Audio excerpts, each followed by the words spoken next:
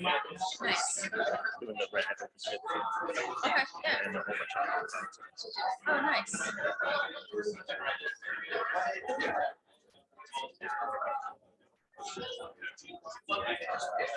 Well, I'm just hoping that I'm asking any too many technical questions because I've only been at Microfocus for a year. And how much of that technology can I learn? And mostly I've been focused on the enterprise server, enterprise testing. Yeah, other than a broadcom, you're same. I love it. They're all the same. So I'll be sure to ask you. So, what are the technical Can you turn that down so I don't blow out the room by any chance? This is not good. What?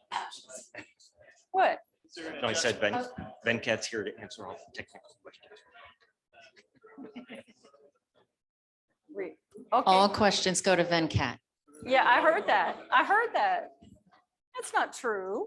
There are a few others on this panel that can answer the question. No, we all voted. Venkat's the smartest among us, so there you go. No, Misty.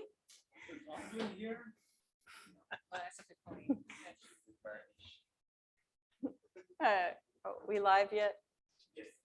Okay, are we live? Yeah, people couldn't get in because the Zoom meeting was locked. So we should give them maybe 30 seconds. Okay.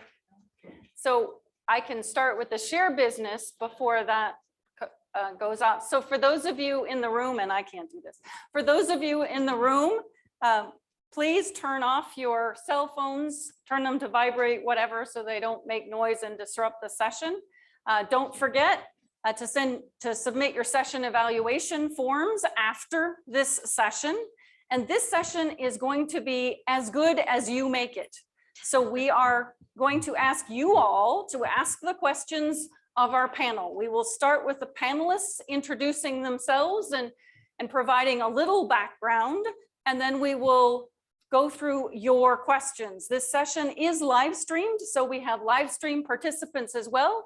And Suman will be giving us the questions from the live stream. So we have the opportunity for everyone to participate.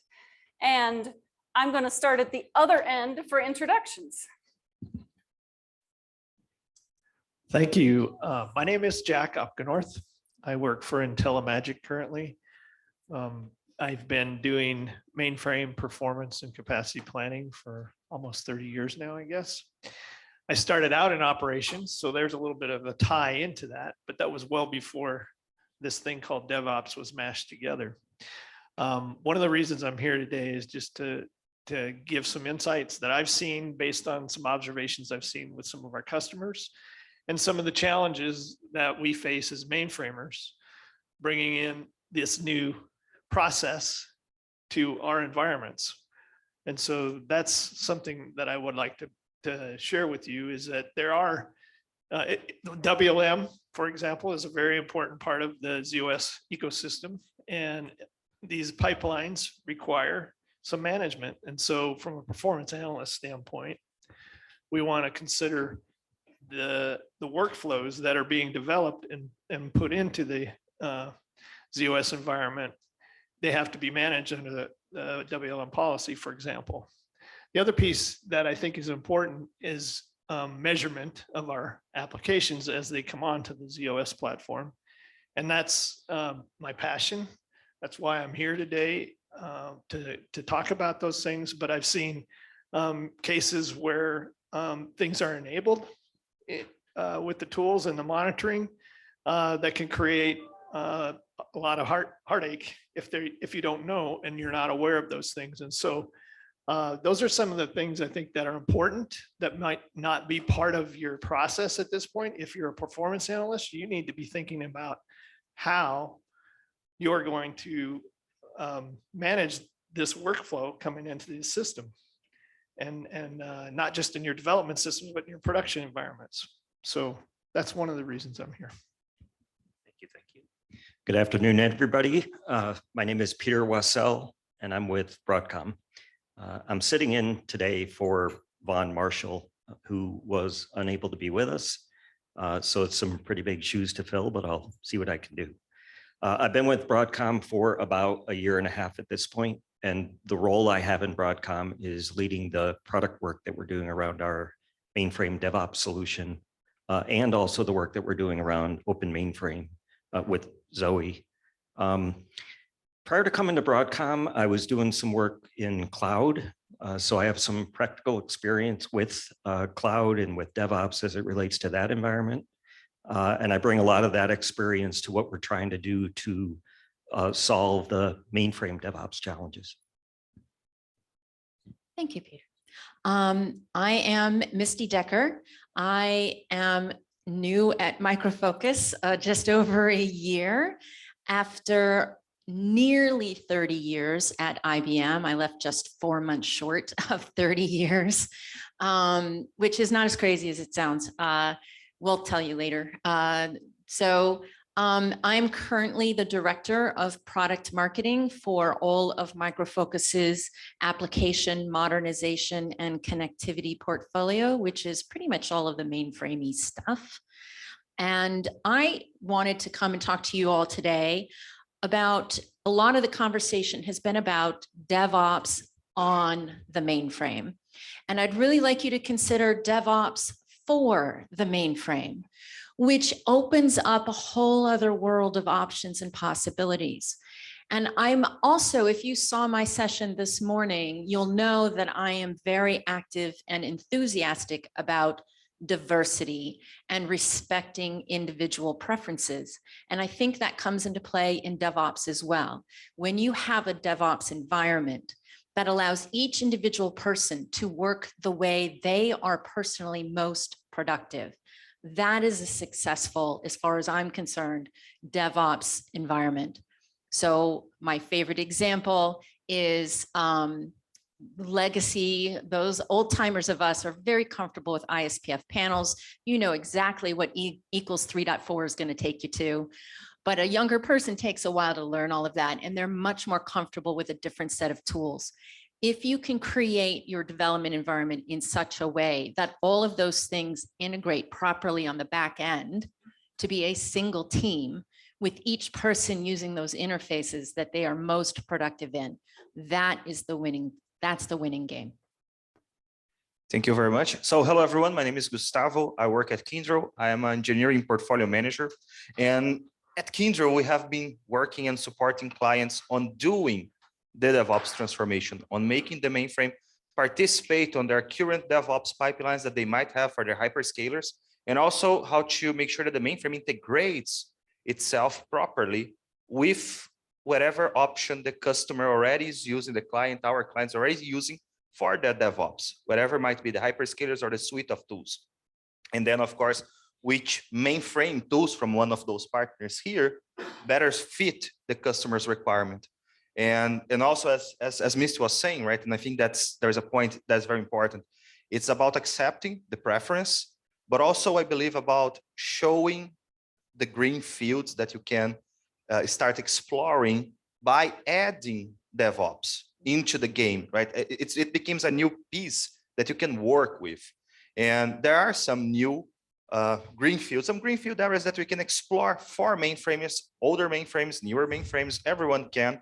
And I think like training and advocating about those values is part also of what Kyndryl is trying to do, at least, and with quite success. I think that one point is that its transformation is something that we all need to go.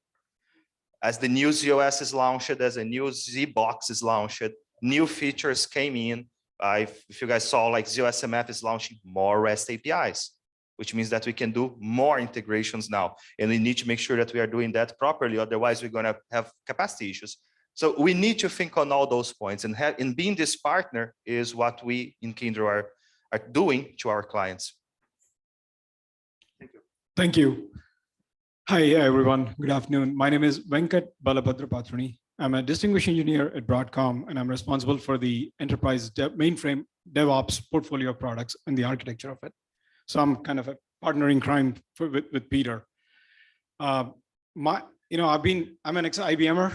I've been in this business of modernization and DevOps for the last, 20 years. And I have actually, most of my career, I've been involved in actually development of tools and processes to help organizations optimize and modernize their workflows. And as part of that, I've been involved in a lot of customer journeys, right? So I can actually tell you guys a lot of stories about, customer transformations and also internal transformations, right? And while we actually, keeping in mind the preferences as we were talking about, right? And acknowledging the fact that there are teams that are, 30, 40-year-old mature products. At the same time, there are greenfield new products that are coming up. How can we standardize? How can we actually modernize the workflow for everyone with minimal disruption, right? And how do we actually go through the journey of continuous improvement is something that I've been involved with, and I'll be more than happy to answer any questions that you guys have. Thanks, Venkat. So my name is Bill Alexander, and I work for IBM. I lead the IBM Z DevOps tools area. And before working at IBM, I was myself a COBOL application developer. So I'm always interested in helping develop tools that help other ZOS application developers become more productive. And when I think about DevOps, really, I guess like 3 words come to mind, and that's accelerate, collaborate, and automate. And so the goal, of course, is to accelerate the delivery of our software while keeping a high level of quality. And the way to do that is through collaboration. Years ago, there was walls built between development and QA and operations. And so this is all about collaborating together, taking ownership of the product delivery, reducing those walls, those barriers, and working together and owning the delivery of the products. And then for automation, of course, that's reducing the manual errors that would traditionally happen and bring us in overnight or on weekends to address these problems. By automating things, we can reduce the manual errors that humans tend to make. And I'm Rosalind Radcliffe, IBM Distinguished Engineer, and I am now the DevSecOps CTO for the IBM CIO's office. So I'm now responsible for driving the hybrid cloud within IBM internal. Our systems, our processes, our development of applications that provide support for our IBMers, and then the broader IBM. I have, before that, been responsible for helping make ZOS DevOpsable, as I call it. You see that in my book, you'll see that lots of places, helping get the recognition that ZOS, there's no reason ZOS shouldn't be part of everything else, and have been helping clients do the transformation for the last, I think we figured out, over 13 years. And so it's about time I can help IBM internal as well. Now, I had worked with the development teams before in our transformation, but now I'm working in our internal team as well, just to continue that process toward hybrid cloud. So I'm not just Z, I'm responsible for the entire hybrid cloud in the CIO's organization from a DevSecOps standpoint. And I wanted to make sure we had a wide variety of people on the panel to be able to answer questions in a variety of different ways, because from what I've seen from our clients and from all the organizations, DevOps, DevSecOps, BizDevSec, InfOps, whatever set of letters you wish to use, the important thing is this process, this culture, the ways of working, and making sure that everybody understands we need to break down those walls and work together to collaborate and drive forward. And so I want to open it up to questions, and I'm gonna see Suman, are there questions on the chat? Okay, are there questions in the room? And I warned the panel that if no one asks a question, I'm gonna come up with one. Yep, there's one already. Suman, you, and please, well, because it's live stream, we want to make sure your questions get on the recording. So if you would wait for the mic, thank you.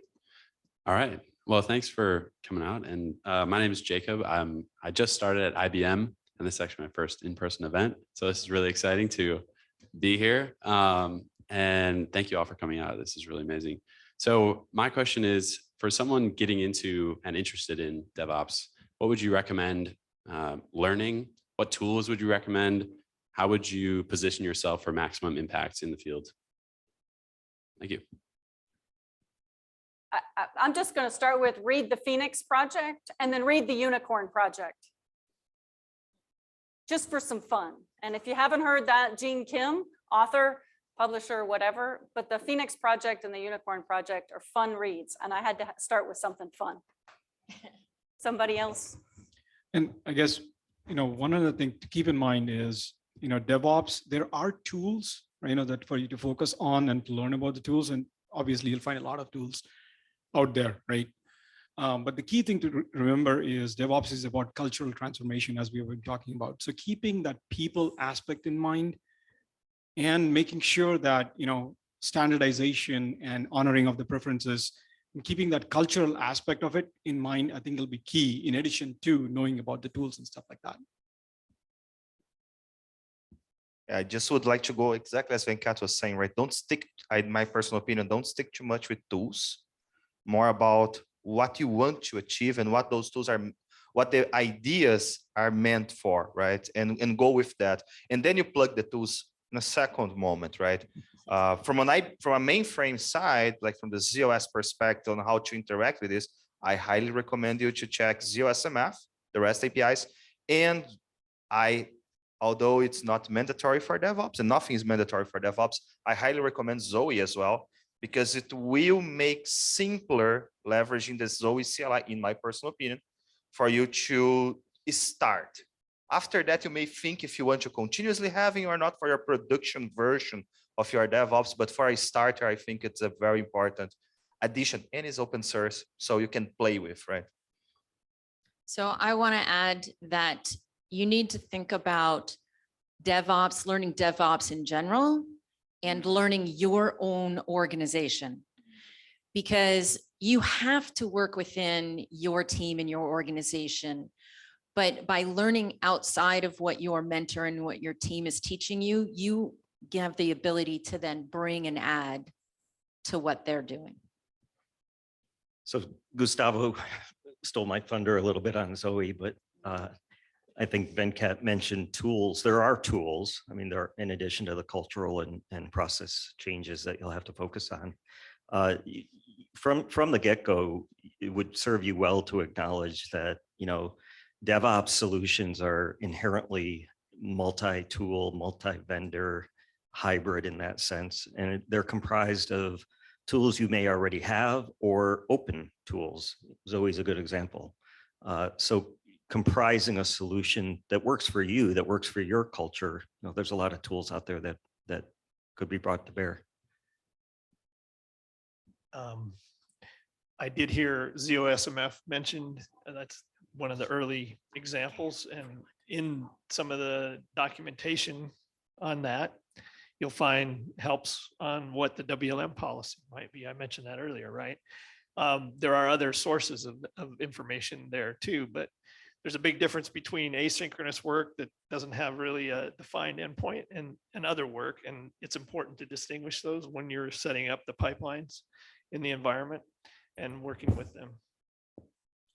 Yeah, and I'll just mention, I mean, I agree, the culture part is very important, but if you are going to learn about tools, learn about a pipeline orchestrator or pipeline coordinator, right? So, I mean, there's lots of different examples, GitLab, CI, or Jenkins, but they're all serving the same purpose, right? They're kind of running various steps for automation. And so just learn about that concept of a DevOps pipeline. So I have to add one more thing.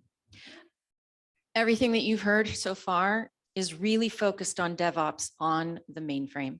And when I'm talking about DevOps for the mainframe, I'm talking about one of the unique things that Micro Focus has to offer the mainframe community in a mainframe space. And that is development of your application offline in cloud using industry standard tools, and then deploying it to the mainframe.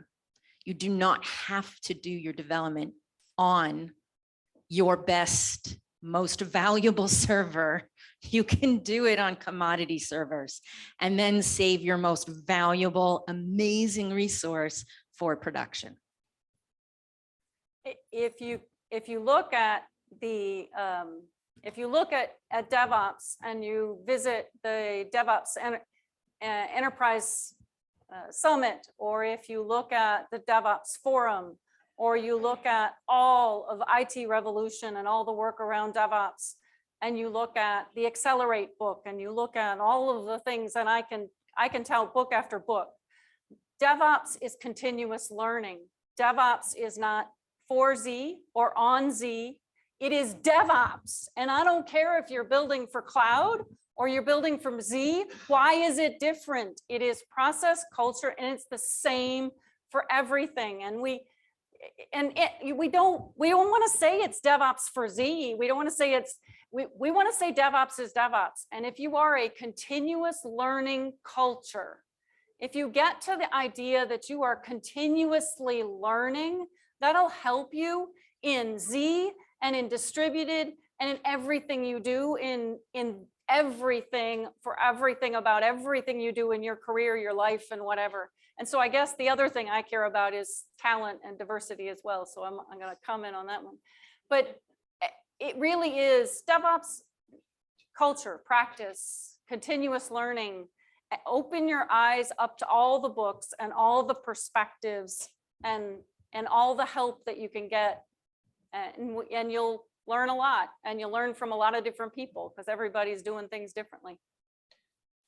Just to add on to what Rosalind was talking about there, from understand how a business's operation, specifically IT, that you're involved in is really important. And you know, I mentioned early on that I spent some time in operations. Every organization is going to have a little bit different, unique perspective on that, and it wouldn't hurt, right, to understand what the customer is dealing with on a day in and day out basis. As you work in that environment, you're going to learn that there are specific, unique things that you need to be concerned about. And then the other thing, when we talk about software tools and collaboration, look for tools that are helpful, to share a URL and you can see visually what the other person on the other end of the phone is looking for. Those are the kinds of things that you're going to need to be able to collaborate well. So I would just add that. Well, and everyone here likes to talk, right? So one question There is means 30 another minutes. question. Exactly. I just want to comment that another thing. I don't remember the new name of the master of the mainframe. Vivian, do you remember? Z Explore. That's right. It's a very good place for you to play. Usually in any client environment, mainframe is not to be played with, right? So the IBM Explorer is a very good way for you to play. And there is a lot of DevOps oriented activities that you can do there, which will allow you to do some interesting playing and seeing a little about tools, about process and some concepts. And you can get your option on that. Like you can start building your opinions on those points. There's a question on the live stream. Yes, there's a question from the live stream. The question is, do you think Linux running on System Z could bring improvement and contribution to having mainframe in DevOps world?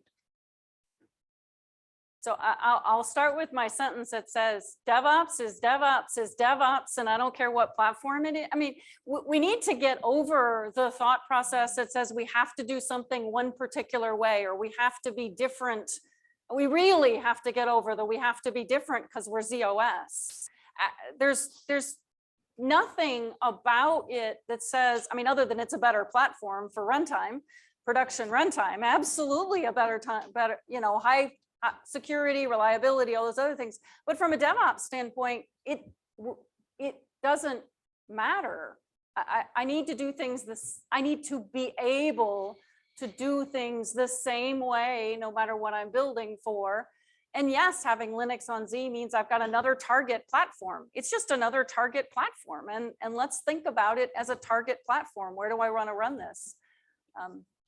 I think it's about like the second step, right? First, you start adopting the culture, you start doing DevOps for your development, whatever it is, mainframe or other platforms.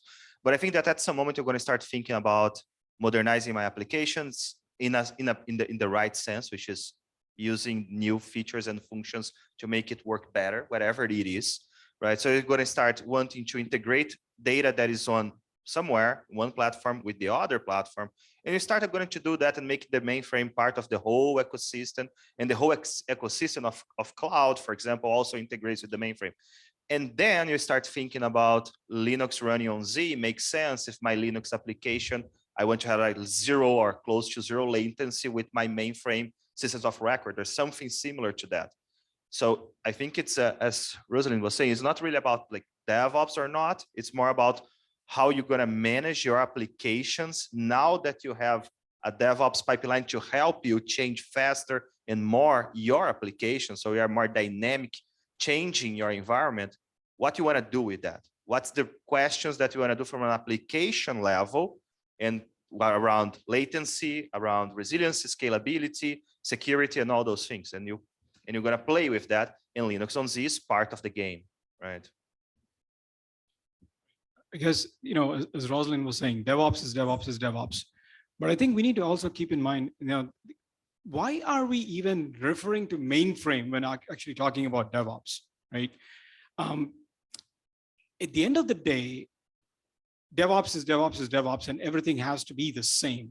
But because of the age, nature, culture of mainframe, how things have been structured over the years, that cultural transformation, you know, going from where you are to where you want to be takes time, right? And that is part of the reason why you see, you know, people talking about DevOps for mainframe or DevOps on the mainframe.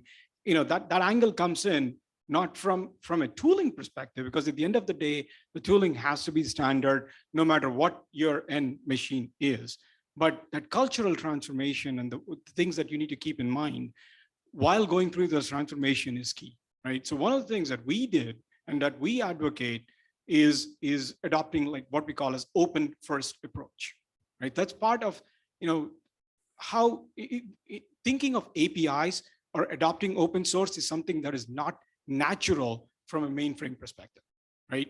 In the distributed world, it's a no-brainer. For any of the distributed applications that are being developed, open source is a no-brainer today. But for driving that culture where mainframe teams are actually thinking of opening up APIs, because APIs will enable standardization, APIs will enable any tool to talk to anything, I think is key. And that's the reason why, you know, you see some stress about mainframe, and that's mainly because of the culture change that we're driving. So Venkat, I want to agree with you. And I'm going to tell you that you hit on a lot of different topics. And one of the things I really liked when I first started at Micro Focus is they put that together into a modernization maturity model. And it has 5 layers: application, process, infrastructure, management, and culture. And it goes through the different ways you can modernize each of those things. Now, what's really interesting when you look at this modernization maturity model, it's meant to help you visualize where you are today and visualize where you want to go to tomorrow. And those things are not linear, and you can't just, as you mentioned, you can't just modernize your development process. You probably have to change your application in order to enablement. You may have to change your infrastructure in some ways in order to support it. Definitely management and culture has to change in order to support a move to DevOps or DevSecOps. So this is a great opportunity for me to mention something I'm really proud of, is we're creating a modernization foundations course that's going to go through that overview of how all of these pieces fit together. It's a very complex area, right? You're not going to be an expert, but you will have all of those greatest hits and get a certification in that. And that's going to be available later this year. I'm very excited about that. Okay, so I see what you're saying around the DevOps not for mainframe and on mainframe, that's the DevOps generally, but around the implementation deployment strategy, I believe there are different personas that we may have, and the strategy could be a little bit different from a young generation is starting, from someone sitting in the infrastructure for a long time, and someone even in application on other platforms. So how do you see this strategy evolving on mainframe? If you have any ideas and anything to bring up and help us in this deployment, and for it could be for any of you. Just not for Gustavo, please. So, yeah. Yeah, so I'll bring up a point to say that one of the things I'm pretty adamant of, DevOps is DevOps is DevOps, but don't lose the value of what you're going to.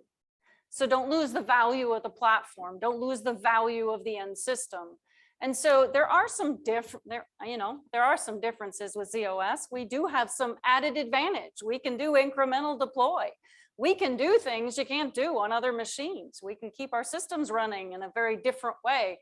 We've got WLM, we've got Sysplex, we've got some options on Z, so we don't want to lose that value.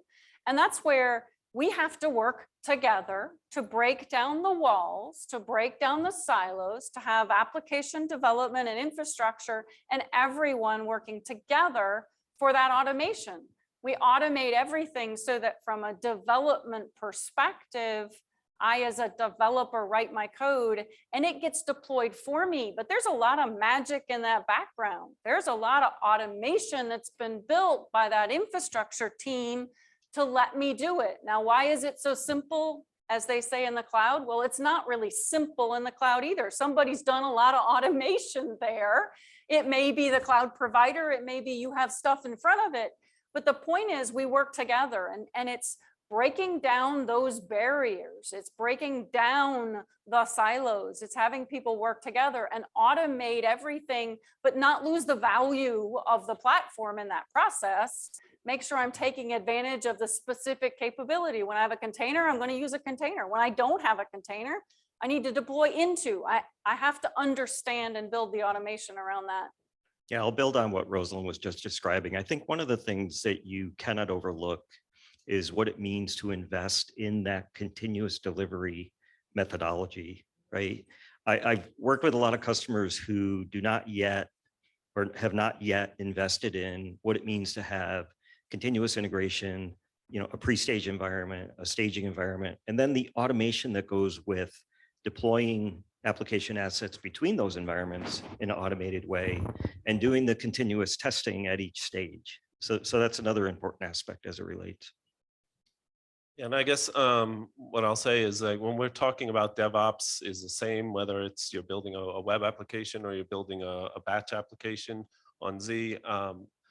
The tools, I mean, as you've noticed, I'm sure over the course of the past few years, more and more open source tools or tools that came from the distributed world are now, running on Z or being able to interact with Z. Things like Git, things like Jenkins, things like GitLab, Ansible.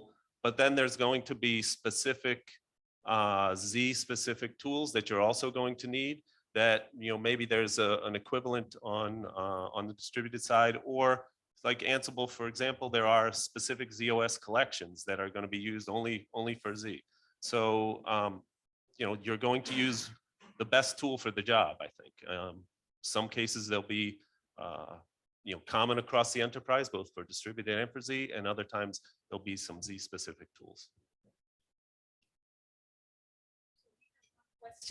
We have one question from the chat. What should we be looking to improve working with large applications when cloning? I assume it's cloning large applications into test environments. I would assume that's the question. I can repeat it. Well, so the question's going to be, can we ask a question back to the person? So whoever just asked the question, could you provide some further clarification on what specifically you're asking about so that we can make sure we're answering that question And if they haven't clarified yet, can we go on to the next question and let you clarify, let them There's clarify? also a question on how should we approach DevOps for iSeries, but I think you spoke a lot about DevOps being DevOps, so. So as a very short answer, DevOps is DevOps is DevOps. And for IBMI, the same answer holds true. And it does, and that's probably a longer conversation, but it does hold true. And there are common capabilities across the platforms.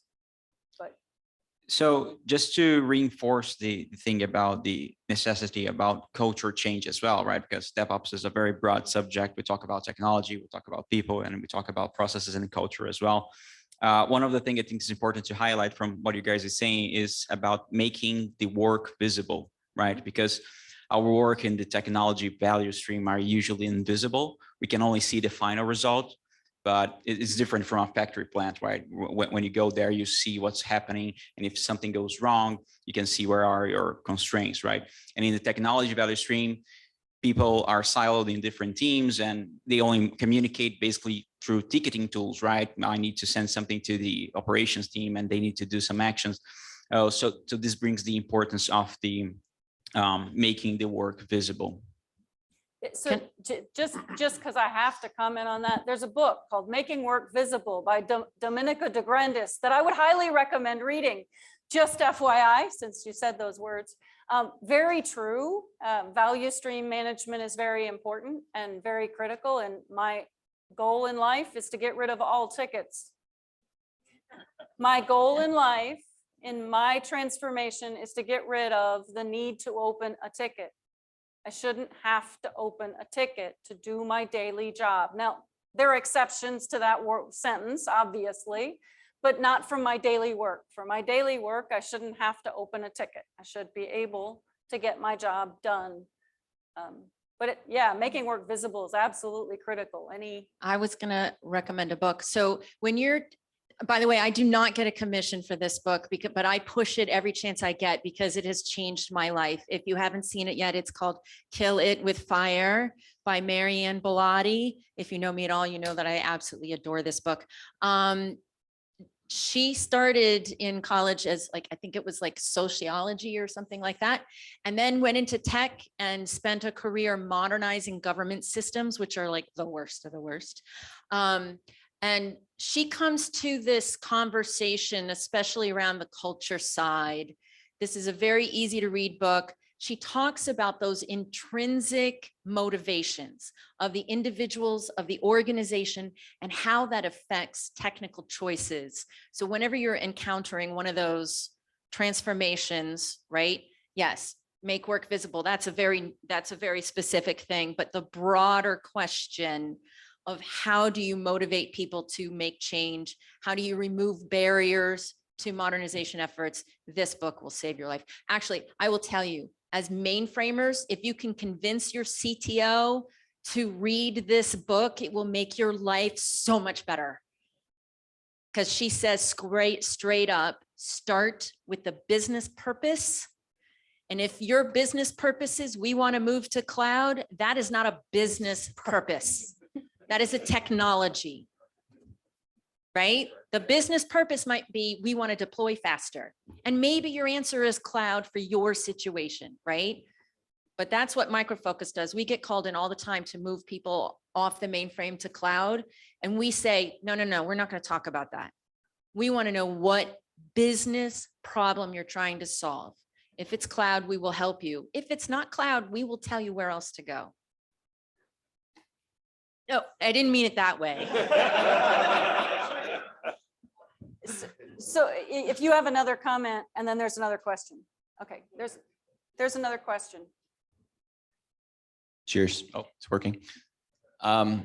Forgive my ignorance. This is very enlightening to me. I'm just what I call a humble performance guy. So I can speak Prism and Workload Manager, and DevOps is something that quite frankly scares me.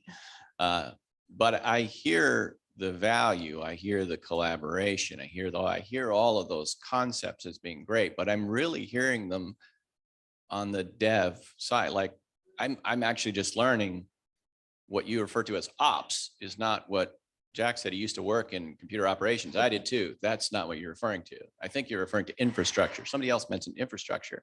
So as a mainframe performance guy, again, forgive my ignorance, I often refer to a sysplex or a machine or a set of machines or LPARs as a large shared ecosystem. And I emphasize the word shared because a change in behavior in any way from any application, subsystem, component can affect others and can upset the apple cart. And part of our jobs is, and maybe we're the negative Nellies all the time, because we're like, don't mess with it because you're one of 1,000 applications. And you're going to hurt everybody else because I got to make this thing spin or flash. So I guess I'm just curious what, besides culture among people, what on a technical level, when I think about specific things like LPAR weights, dynamic capacity, workload manager, which is a static component. You're going to make a change to workload. You got to implement that. You're going to activate that policy. That can be a disruptive activity. So this does not necessarily mesh well with a rapid, dynamically changing environment. So if you could help me, I would appreciate it. Thank you. Well, I wouldn't agree that the environment is apt to change dynamically and be inflicted with all of this continuous delivery, as you make it sound. That was very dramatic, and we get the point. I think the point of DevOps and continuous delivery is to provide a level of control for updates that hit the production environment.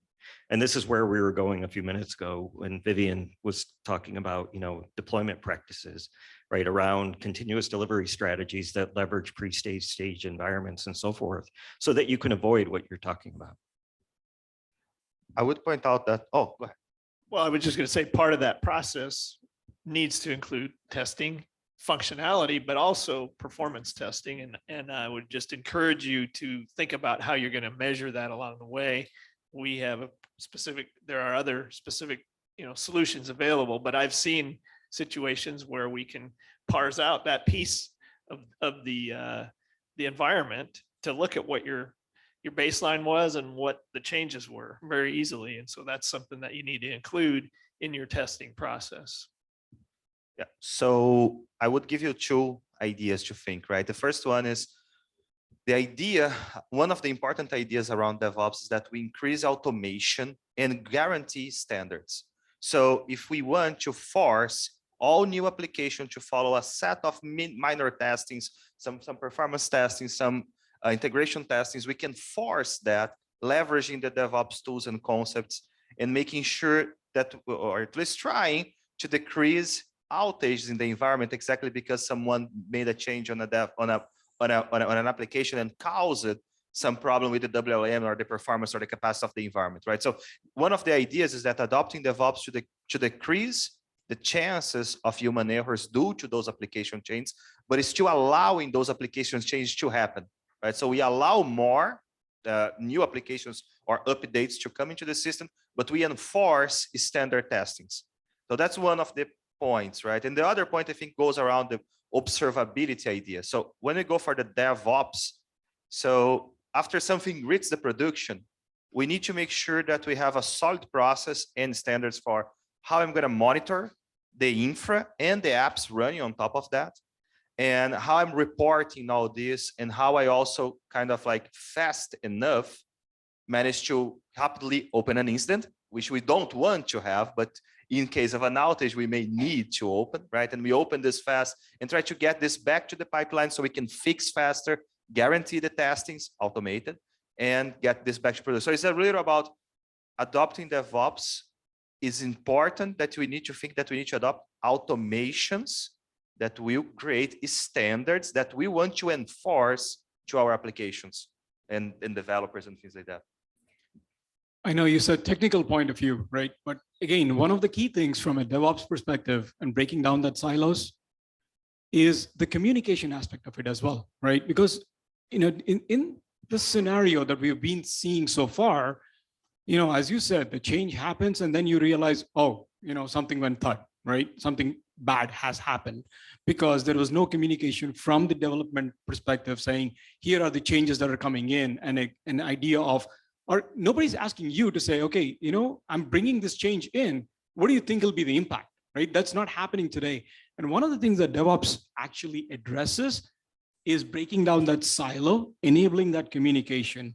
Now, pair that up with the automation stuff that Gustavo was talking about, because if you think about it, in the early days of DevOps, we were talking about shift left testing, right? And that was about testing your applications and integration testing happening sooner in the cycle. But as DevOps has matured, now we're actually talking about doing performance testing, right? And scalability testing, understanding the impact, ability to actually say, hey, I actually changed this DB2 schema. I want to actually test it, push a button, provision a DB2 environment so that I can actually test it, is real today, right? So those are some of the things that are actually happening. And again, as part of that communication, cultural change, adoption of automation are the things that will actually help the cause, or at least the kind of issues that you're actually looking at. There's an interesting remark on the chat, and it is from Andre Sato. He says, I think a large application would have its own journey into DevOps culture with brand new tools and practices and figuring out what works or not. Pretty much trial and error until getting the right workflow for the job. So I agree-ish on that sentence, and this panel is just going to laugh at my ish. I said that for a reason. So I want to say that trial and error, yes-ish, because yes, fail fast is a really good thing. I want to try things and I want to learn. But when I say fail fast, I mean fail in tasks, fail early, fail in development. I want that information early in the cycle. So yes, it's going to take some experimentation within a company that has a set of processes and culture and tools and whatever, it doesn't really matter. It's really process and culture that they developed in the 1980s and they're still using. It's going to take some time to get from that 1980s process to today. Yes, but because you've got a large monolithic application, or because you have microservices, you could have the exact same problem.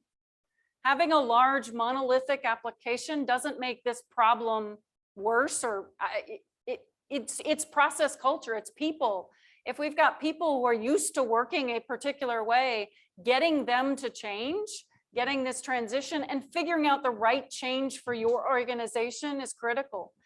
Every organization isn't the same. You all have different cultures within your organization, and you're having to drive the culture change within your organization to this new way of working. And it has to all fit together, and it has to be supported from the top and from the bottom. And so I think that's really important to think about as we're doing this. No two organizations are the same. Let's help people learn, and let's please accept the idea of fail fast. Let's accept the idea in early really stage. quick, can I just say that I strongly recommend you do not start with your crown jewels because of the cultural change. So the original person said large application. When you're learning organization, how to change your culture, it's better to experiment with something that's smaller, or at the very least impactful to your customers and your business. And learn, and I have a session on Wednesday talking about finding modernization common ground, because we all live in this world where there's us and them, right? There's mainframe, and then there's the entire rest of the world. And so I give you, on Wednesday, I have a session where I'm giving you those strategies to actually bring everybody together and break down those walls. And this is one right here. Oh, it wasn't you, it was him, and whoever it was on this on the iPad. This is it, that small example project that gives you that chance to try that out, get to know each other, break down some of those barriers, and fail fast, but with low impact. And just to add on to these things, so guys, I want to take it back to Misty. I think you were the one who was saying large or small application, understanding and your business need and the purpose, I think, is key, right? Drawing that baseline. And the other thing to look into is, what are your current pain points, large or small application, get an understanding of what is your as is state so that you can list out what your bottlenecks are, what your problems are. And that'll actually help you prioritize which one do you want to go after, right? It can be as simple as, I just want to automate scanning of my code for, coding standards or security vulnerabilities and things like that. So that's a very simple step, for a large or a small application that you can start with. So understanding where you are, understanding the business purpose, and prioritizing what are the things that you want to go after, and to be able to measure that, right? Because the key thing is not just attacking it, but having a mechanism where you would say, I've done this, but I should be able to measure it and figure out whether you're going in the right direction or not, and then pivot from there. Venkat said two words that are very important. I want to make sure they're drawn out. First one. So this is one of the, we talk about continuous modernization. So you do one, you derive value from it. You use that value to build the business case to do the next one and the next one and the next one. And too often people dive into these projects with that beautiful heaven on the end, and they try to jump in and get all of that all at once. And then they're doomed to failure. It's a 2-year project that eats up millions of dollars and ends up going nowhere. Find that small project that will be done in 6 months, 3 months. Take that value, the measurements that Venkat was saying, go up to management and prove the value, then tackle another one and another one and another one. Yeah. That's from Marianne's book, by the way. Just to add on to what Misty and Venkat said, I mean, I'm working with a customer who has 300 mainframe applications. They're now deploying through a pipeline to over half of those. They didn't choose their most complex and largest monolithic application first, right? They've been working with some of the easier ones to adopt and deploy through the pipeline. But maybe they will get there, I'm not sure. But there's other applications that just don't change frequently enough. So they don't care about those as much. They're in maintenance mode and they're not deploying through the pipeline with those. So it's about choices, finding what your business value is going to be for those applications as to which applications and which teams can help you establish that culture best within your organization. This is a question for, I guess, all the experts. If you had a choice to put 3 metrics on a dashboard in the middle of teams in your company that measure DevOps progress, what would those 3 metrics be? I think it's somewhere in here that I say, watch out for metrics. No, I know it's in here. Watch out for metrics. Metrics you have to measure. I agree, we have to measure. There are a set of metrics called the DORA metrics that are wonderful, but you've got to watch out for how people behave with them. In the book, I describe stories, or some of the stories, of how you can fake the measurements, because as a developer, I'm going to figure out how to do best based on your measurements or on operations or whatever. So you have to come up with measurements that really help drive and improve performance. And I do actually like the DORA metrics. I love the Accelerate book, but read the whole book. Don't just pull the one page of the one set of 3 metrics. Look at the whole book and pay attention to the metrics. So there are lots of metrics. I actually had someone propose, and I think this is actually a really good one. How often do you have to break glass? That is actually probably the best metric. How often do you have to ask for permission to look at a production system? If the answer is 0 and never, then you're wonderful. And if you're not, if you ever have to ask to do a deployment, to do a change, to look at a problem, to get read access, you start going down in that's probably one. The other best one actually is idea to delivery. Idea, not when it hits your storyboard, but when the idea first came about in the business to when it actually delivers in production to the end user value, that time period, those are some good metrics, and watch out. Yeah, I would echo what Rosalind was describing a little bit. I think the DORA metrics are a really good place to start. I think in my experience, the couple that have proved to change the culture and get the development and operations teams focused are around deployment frequency, successive deployments or failed deployments, and then something that has to do with your ability to measure the reduction of manual tasks, right? Because that drives a culture around automation, which is key to the whole thing. Those would be the three that I would pick. Those are in Dora.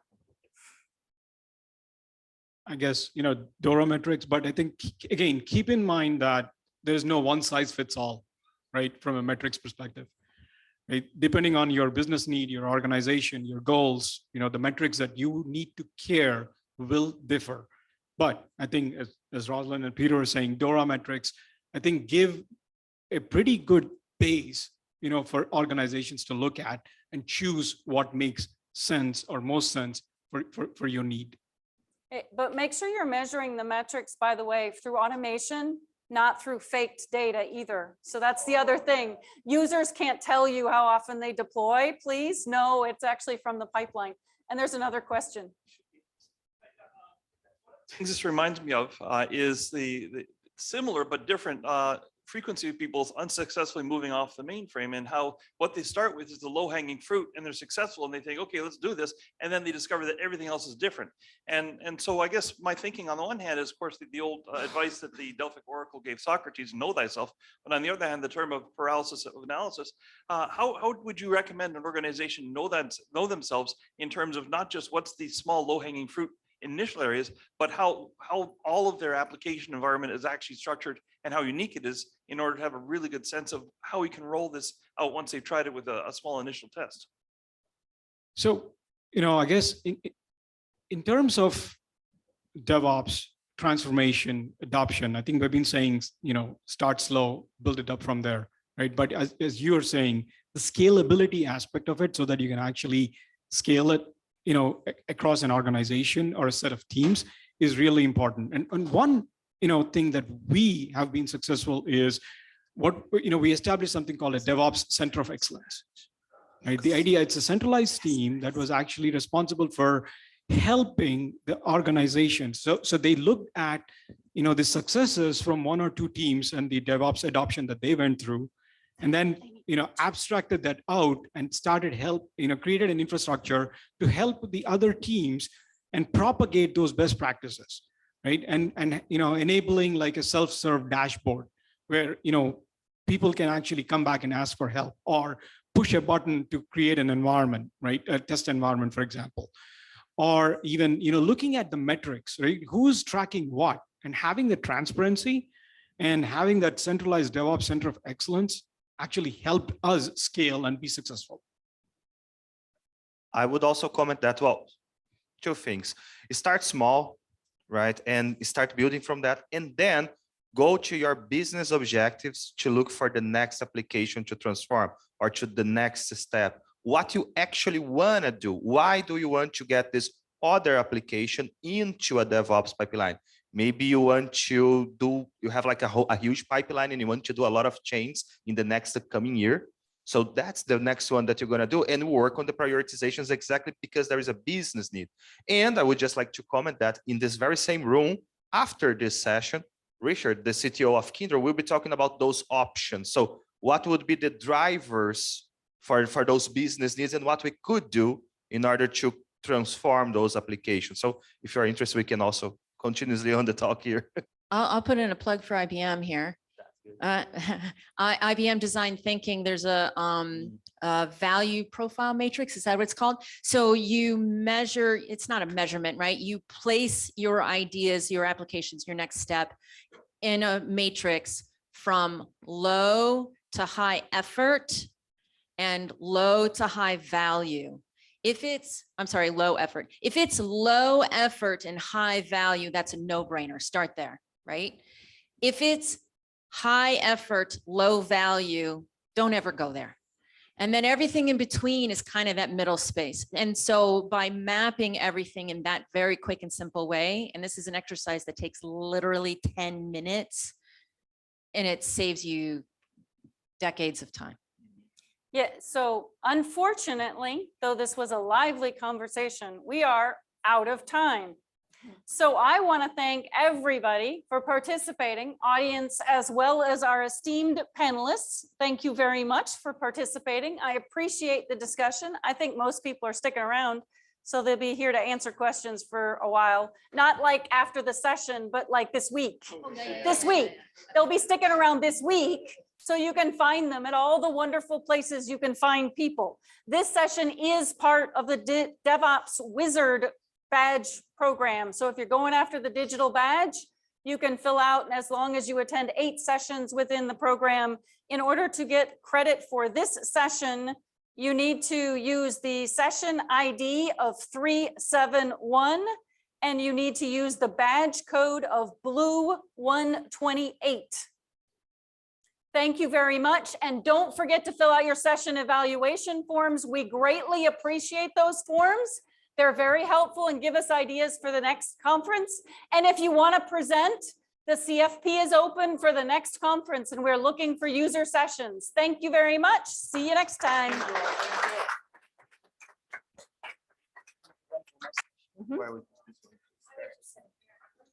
Yeah. Thank you. Wasn't thank you. I wasn't. So, 2 to 4, whatever.